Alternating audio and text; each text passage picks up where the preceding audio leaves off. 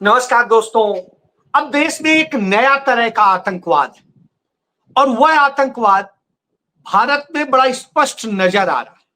उस आतंकवाद का नाम है राष्ट्रवादी आतंकवाद। राष्ट्रवादी आतंकवाद ऐसा है जिसमें यदि आप लॉजिकल सवाल कर देंगे तो आप आतंकी घोषित कर दिए जाएंगे। आप एक ज्यादा सवाल करेंगे और सच दिखाएंगे, बताएंगे तो आप पाकिस्तानी परस्त घोषित कर दिए जाएंगे। आपको गालियां दी जाएंगी, ट्रोल किया जाएगा, धमकी दी जाएगी और हमले किए जाएंगे। जी हां, कमोबेश यही आज स्थिति हो गई है और इस राष्ट्रवाद की आड़ में भ्रष्टाचार भी पनप रहा है, धंधा भी पनप रहा है और देश के वास्तविक राष्ट्र प्रेम को, राष्ट्रभक्ति को खत्म किया जा रहा है और उसे मुनाफे में बदला जा रहा है। जो सवाल उठा करके कमियां दूर की जाती थी, वो कमियां दूर करने की बजाय सबको दूसरे को आतंकवादी बता दो और खुद लूटो उसी के नाम।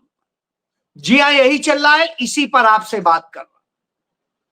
आपको बात शुरुआत करता हूं कि पुंछ में जो पाकिस्तान लगातार गोलीबारी कर रहा है, उस गोलीबारी का नतीजा यह है कि उसमें कारी मोहम्मद इकबाल नाम के एक शख्स जो लोगों को बचाने के लिए काम कर रहे थे, वो भी गोलियों लगने से ढेर हो जाते हैं, मर जाते हैं, शहीद हो जाते हैं। उनकी मौत पर इस देश का गोदी मीडिया, जो खुद को राष्ट्रवादी कहता है, जो अपने आप को न जाने किन किन रूपों में प्रस्तुत करता है, राष्ट्र का, जैसे आप सुनते होंगे आजकल, राष्ट्र का नमक, राष्ट्र की मिट्टी से बनी टाइल्स, राष्ट्र का ये जो ड्रामे हैं, उसी ड्रामे के तहत जो ये राष्ट्रवादी चैनल है, चाहे वो अंबानी का हो, चाहे वो अदानी का हो, चाहे वो अर्नब गोस्वामी का रिपब्लिक भारत हो या एबीपी हो या आज तक हो, और उनके ये नामचीन तमाम सारे जो एंकर्स हैं, मैं उनके नाम भी लेना उचित नहीं समझता।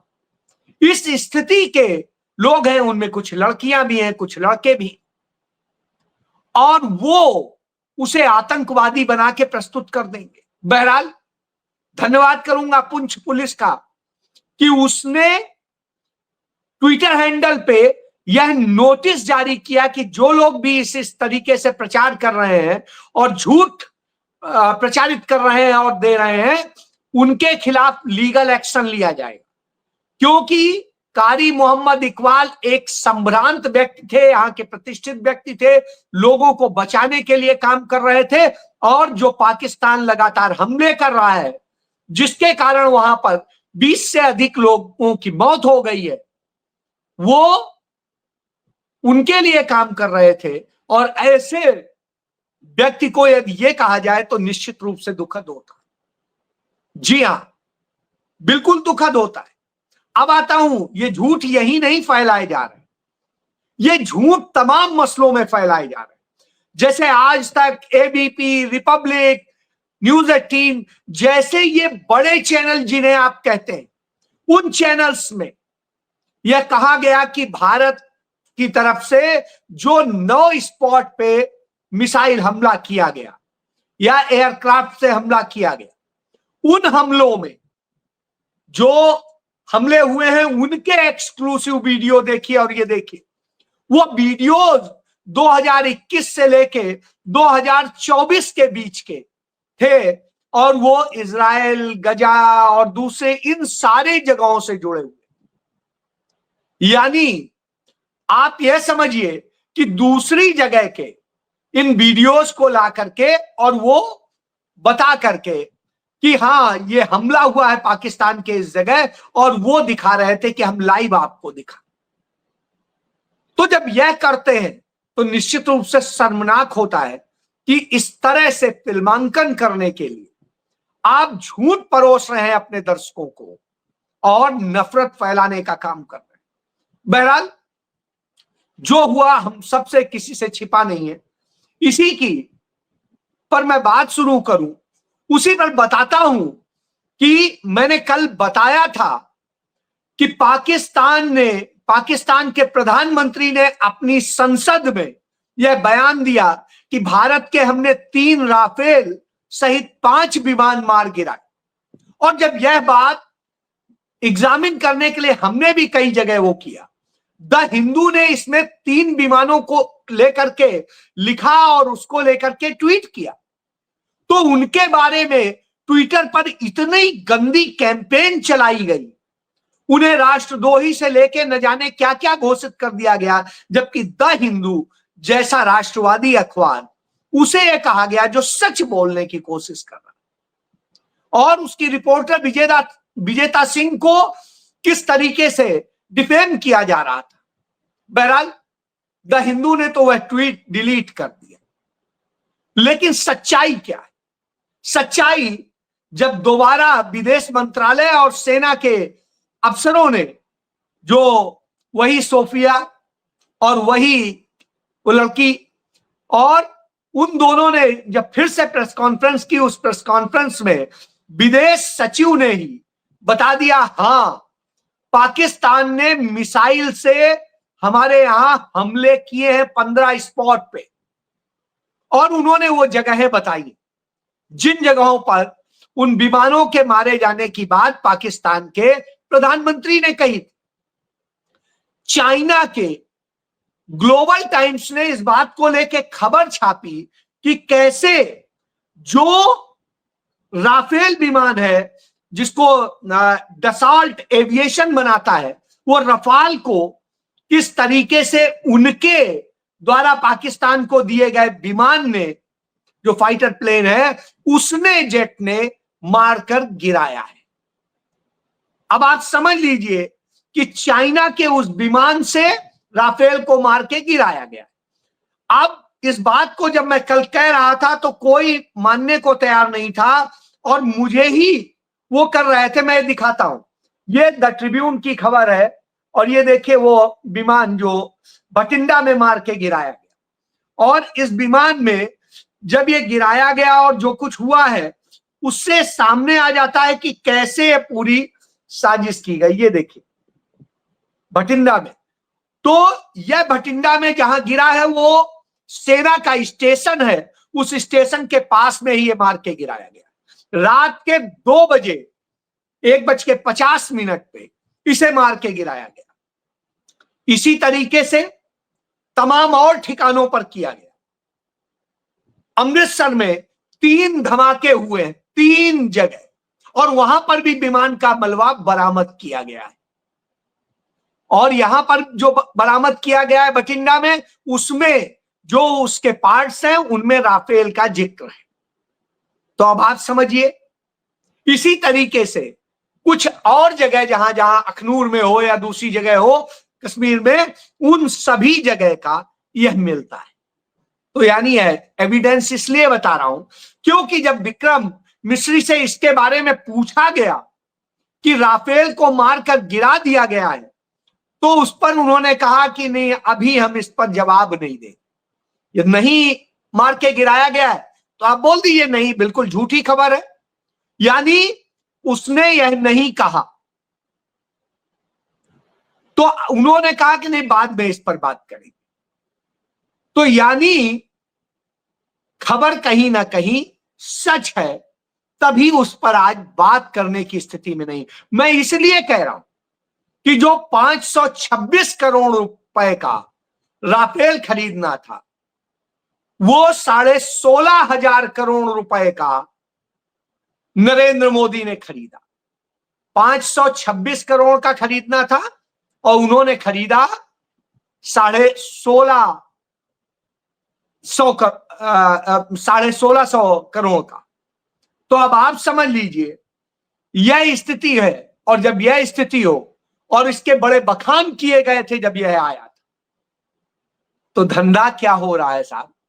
उसी में ही यह सवाल उठा था कि इसमें बहुत भारी कमीशन लिया गया है, बहुत बड़ा खेल किया गया है, भ्रष्टाचार किया गया है, और उसी को लेकर के राहुल गांधी ने उस वक्त में चौकीदार ही चोर है कहा था।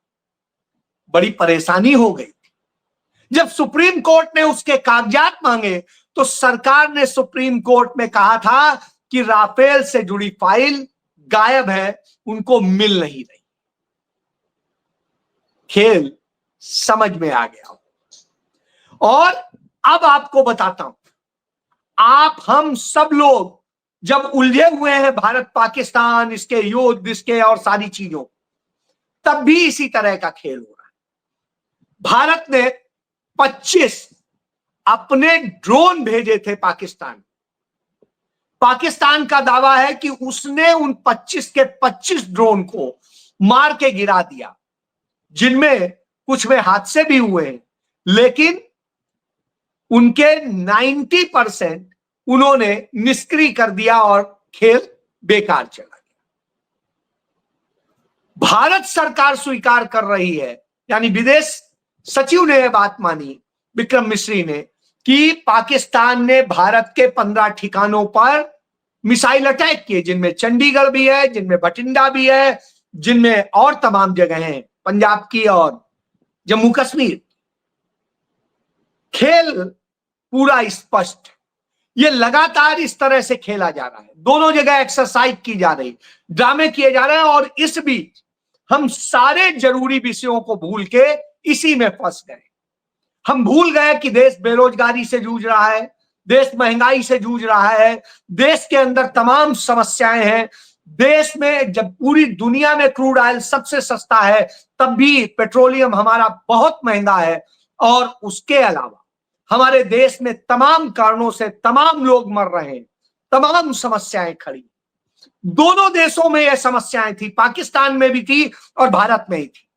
पाकिस्तान में पाकिस्तान का प्रधानमंत्री वहां की संसद में यही सब बखान करके अपने लिए तालियां बजवाता है और उसके लिए मेज थपथपाता है, और मजबूरी में विपक्ष भी उनका साथ देता है, क्योंकि देश की बात आ जाती है, राष्ट्रवाद।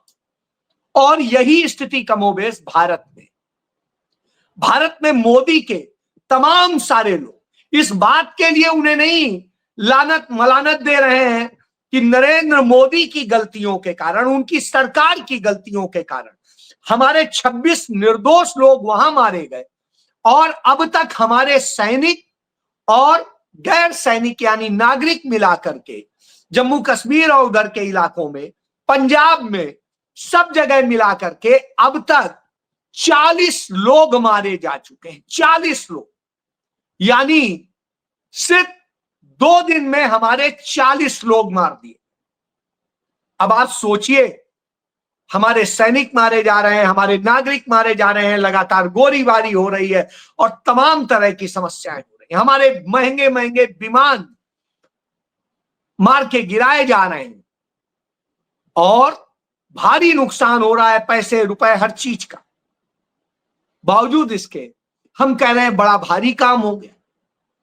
यही काम पाकिस्तान कर रहा है कि हाँ हमने ये कर दिया, वो कर दिया, वो कर दिया, और इसमें दोनों तरफ समस्याएं लोग भूल गए, दोनों तरफ भ्रष्टाचार भूल गए, दोनों तरफ ये भूल गए। गोदी मीडिया, जो राष्ट्रवादी कथित तौर पे मीडिया है, वो नफरत फैलाने का काम कर रहा है। आप उसमें उलझिए, यदि इससे बचिए तो उसमें उलझिए, जो पाकिस्तान चाहता है। तो अब आप समझिए, तो इस बीच नरेंद्र मोदी 2 काम करते हैं। आपको पता भी नहीं चला कि अमेरिका के जो प्रोडक्ट पे हम भारी भरकम टैरिफ लगाते थे, जिससे हमें बड़ा भारी मुनाफा होता था, हमने उनका टैरिफ 100% फ्री कर दिया, 100%।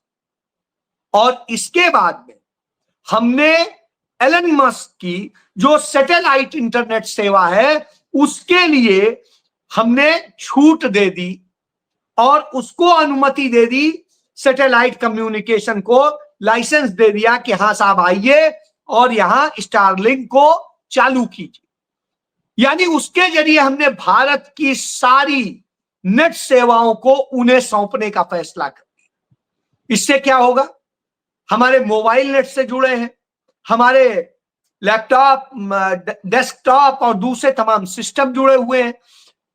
चाहे गूगल मैप हो, चाहे कोई भी चीज हो, सब नेट से चलती है। जो मिसाइल अटैक भी हम कर रहे हैं वो भी हम उसी के जरिए करते हैं।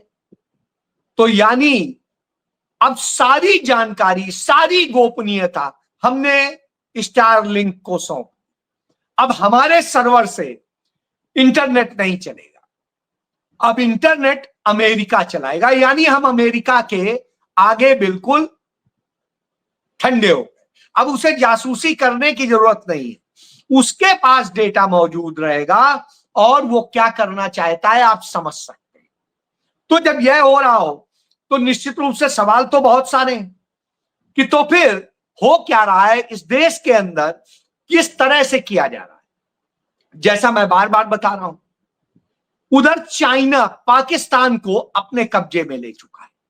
पाकिस्तान का चाहे रडार हो, चाहे उसका प्लेन हो जिससे उसने मार के गिराया है राफेल को, और इसी कारण से दसॉल्ट एविएशन का जो शेयर है वो 6% गिर गया है, क्योंकि पूरी दुनिया में इसको लेके चर्चा है। और यह बात आप देख सकते हैं उसमें आ गई है सामने। तो यह है स्थिति। और हमने जो 1670 करोड़ रुपए का जहाज राफेल खरीदा था, वो आज जो 526 करोड़ का हमें मिलना चाहिए था वो भी हमारे जा रहे हैं। तो सोचिए वो कितने गए, नहीं गए, छोड़िए आप। सबसे बड़ी बात है कि यह स्थिति है। इसके बाद हमारे निर्दोष लोग मारे जा रहे हैं। ये देखिए बच्चे भी मारे जा रहे हैं, ये बच्चे हमारे हैं। और इन 4 बच्चों का मैं जिक्र करूं, एक का नाम है अयान 14 साल का है, एक अरूबा है 12 साल के, एक मरियम है 7 साल के, एक बिहान भार्गव है 12 साल के। यानी ये हमारे इस तरह से बच्चे मारे जा रहे हैं। और इस तरह से, और भारत का जो राफेल वो हुआ है, वो ये देखिए, ये भारत का राफेल ये गिरा है।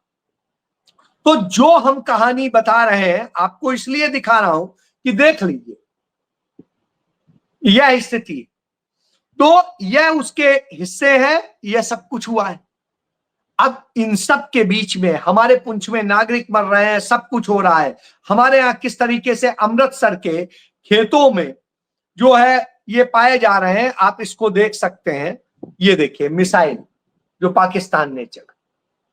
इसी के अलावा ये आप देखिए, ये अमृतसर में एक दूसरी वो है, ये देख लीजिए। और ANI के थ्रू मैं दिखा रहा हूं, जो मोदी का मीडिया कहलाता। तो अब आप इससे समझ लीजिए कि यह सब कुछ हो रहा। विपक्ष उनका पूरा साथ देने को तैयार है, लेकिन सामने ही। तो ये हो क्यों रहा है? ये असल में अमेरिका के लिए, अमेरिका को धंधा देना है। अमेरिका के F-35 जो विमान है वो जो खरीदने का दबाव बना रहा है, वो खरीदना है और सब कुछ। अब यूक्रेन को इसी तरीके से किया गया, युद्ध में धकेला गया और उससे तमाम विमान खरीदवाए गए, कल पुर्जे खरीदवाए गए, सब किया गया। अब इसी तरीके से हो रहा, तो यूक्रेन बर्बाद हो रहा है। फ्रांस के साथ हमारी राफेल की डील हुई, उसका हमने देख ही लिया किस तरीके से हाल हुआ है। इसके बाद में दावोस जो है डेलीगेशन के साथ में जो हमारा नीरव मोदी के साथ में और सारा खेल हुआ था, वो भी सामने है। इसके बाद में प्रधानमंत्री ने और न जाने किसको किसको कैसे क्या लाभ दिलाए हैं, इससे आप समझ सकते हैं। तो अगस्टा से तो डील नहीं हुई थी, लेकिन मोदी ने डील कर डाली दलाली की। तो वो सब छिपाने और नफरत में फंसाने और आपको असुरक्षित महसूस कराने के लिए यह राष्ट्रवादी आतंकवाद, और वह राष्ट्रवादी आतंकवाद खेला जा रहा है। इसे जितना जल्दी समझे उतना बेहतर। बाकी आपका, आपके बच्चों का, सबका भविष्य खतरे में है। जी हां, अब एक नई गुलामी की तरफ आप और हम बढ़ रहे हैं। जय